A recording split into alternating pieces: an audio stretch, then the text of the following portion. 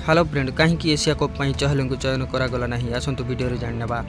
Asia cup 17 जणिया भारतीय cricket दल घोषणा करा आज सोमवार भारतीय cricket board of controls BCCI आसंता एशिया कप 2023 टीम इंडिया तेज team India off spinner R Ashwin और लेग स्पिनर युवेंद्र चहल को स्थान मिलना।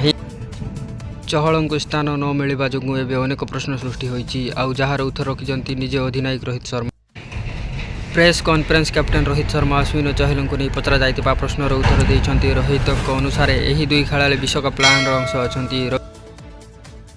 रविचंद्रन अश्विन युजवेंद्र चौहान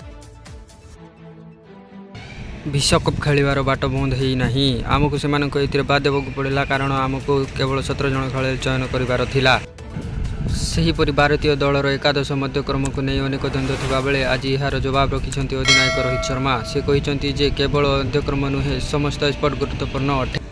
आमर अनेक खेलाड़ी आहत जनित समस्या दे गति करुँच से कारण आमको परिचालना भार कम कर आवश्यक रही। क्यों कम्बिनेसन सठिक हेब ताहा आमको आकलन करने को पड़ो। समस्त खेलाड़ी को सुजोग देवाक चाहूँ।